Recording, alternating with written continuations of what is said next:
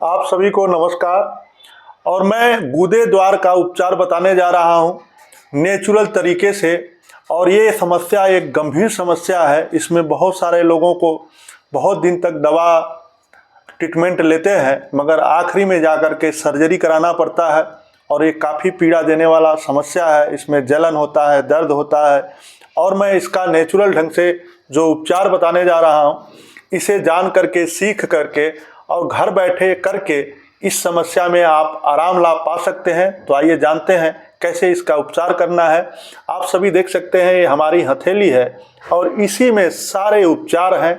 आपको सर्दी जुकाम हो या कैंसर हो, सभी चीज़ों का उपचार इसी के अंदर है।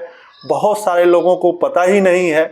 और मैं बताना चाहता हूं कि मैं एक चिकित्सक हूं और 17 सालों से इसी हथेली के अंदर उपचार करके किसी भी समस्या में आराम लाभ देता हूं। और मैं इस पद्धति को लोगों को बताना, सिखाना चाहता हूं।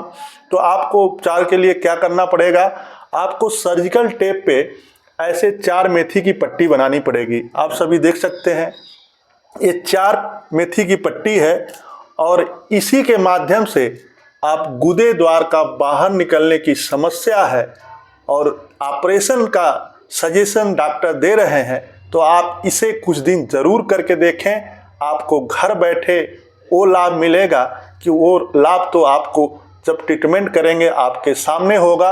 और मैं आप सभी को बताना चाहता हूँ, ये काफ़ी सरल है, सहज है और प्रभावी उपचार है। आप इसे करने की बस नियमित रूप से आपको करना पड़ेगा। 2 दिन 4 दिन करने से कोई फ़ायदा नहीं होने वाला है। जब आप 15 दिन, महीना करेंगे, रिजल्ट आपके सामने होगा। तो आइए जानते हैं इसे कहाँ पे कैसे लगाना है। इसका विशेष ध्यान देना पड़ता है। अगर पॉइंट आप इधर उधर लगाएंगे तो आपको फ़ायदा नहीं मिलेगा। इसलिए इस चीज़ को ध्यान से देखिए। एक डॉक्टर बनने के लिए 7 साल 14 साल लगाना पड़ता है।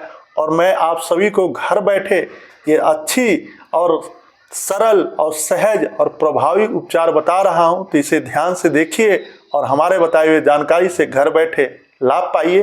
ये पट्टी जैसे तैयार हो गई, पहला पट्टी आपको लेना है। ये हमारा हाथ का हथेली है, ये हमारा स्मॉल फिंगर है और स्मॉल फिंगर का ये नीचे वाला ज्वाइंट, इसी के ऊपर अच्छे से आपको इसे अप्लाई कर देना है। आप सभी देख सकते हैं, इसे लगाने में बहुत ही कुछ ही सेकेंड की बात होती है और ये पट्टी अपने आप ऐसे अच्छे से लग जाती है। ये पहला ट्रीटमेंट आपका कंप्लीट हुआ। दूसरा पट्टी लेना है। आप सभी देख सकते हैं, दूसरे हाथ के आप सभी देख सकते हैं, स्मॉल फिंगर के अंदर पहला ये ज्वाइंट हो गया, दूसरा ज्वाइंट हो गया और तीसरा ज्वाइंट। एक चीज़ का विशेष ध्यान देना है कि जैसे ये आगे आप निशान के ऊपर लगाते हैं और पीछे आप जब करते हैं तो नाखून निकलने की वजह से पॉइंट थोड़ा सा पीछे हो गया है।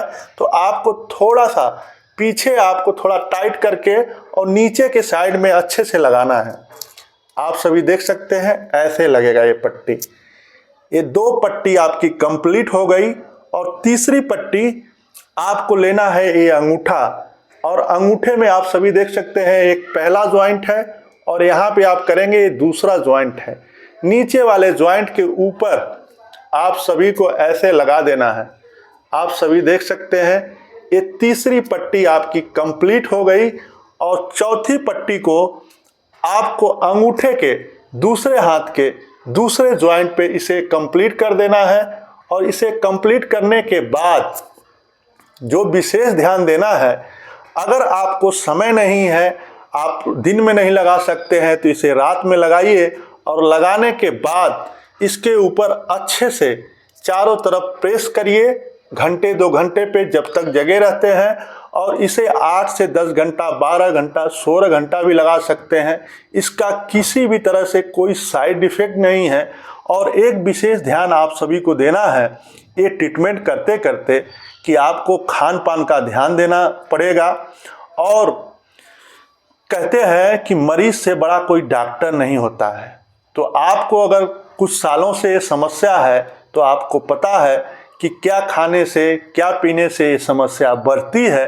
तो उस चीज़ों को अवॉइड करना है और ऐसा खान पान करना है जिससे कि आपका डाइजेशन अच्छा रहे, जिससे आपका पाचन अच्छा रहे। और एक चीज़ मैं आप सभी को बताना चाहता हूँ कि जितना अच्छा आपका डाइजेशन होगा उतने अच्छे से आपका मोशन होगा। तो जब आप प्रेशर नहीं देंगे तो ये समस्या बढ़ेगी नहीं।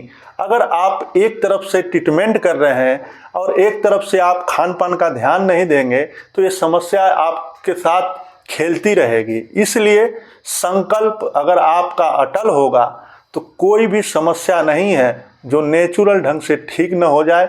बस आप सभी को चीज़ों को समझने की आवश्यकता है और मेरा प्रयास है कि चीज़ों को समझाने का विशेष ध्यान देना पड़ेगा और मैं विशेष ध्यान देता हूँ। छोटी छोटी जानकारी आप सभी को बड़ी समस्याओं से बचा सकती है।